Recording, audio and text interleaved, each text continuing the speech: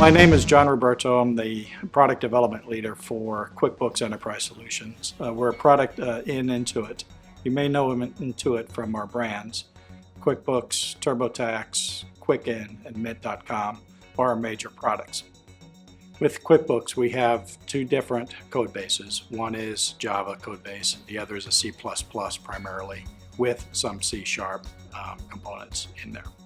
We're using Coverity primarily for the Java code and the C++ code, and we're just getting started with the C# analysis. During system testing, we found that over 60% of our defects were actually coding errors. These were errors that the developers made in simply translating the requirements into code. And we did some brainstorming with the developers on how could we reduce the coding errors so that we can get through system testing phase faster and more efficiently. What we did was we brainstormed, and we found that developers wanted to improve the unit testing and code review practices. Those were the two most powerful methods, but we were already using unit testing and code review, and we were still getting a lot of defects escaping. So we dug deeper, and we found that static analysis is a great complement to those two practices.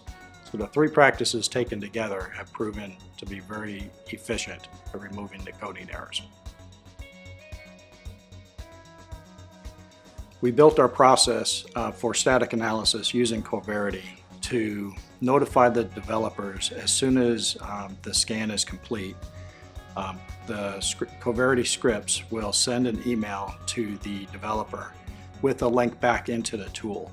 That shows the exact line of code that failed, and the Coverity tool provides some good educational material to describe why that's a problem. And developers receive these emails within hours of them checking in a code that has a problem. The result of this rapid feedback cycle was that the developers were getting better at writing code. After a few months of using Coverity and getting this rapid feedback, the code they were developing was twice as good as it was in the beginning.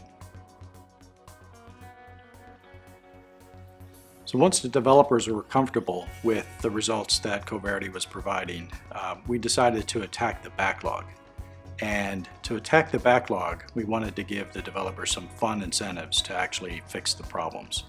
So we did what we called the Coverity Olympics. We did this during the London Olympic Games. It just how happened to be that at the same time we did a hardening release and we did the Coverity Olympics.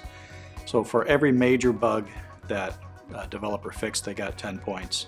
For every minor bug, they got 5 points. And for every bug they triaged is not a problem, they got 1 point. And at the end of the 2-week period, we gave out gold, silver, and bronze medals.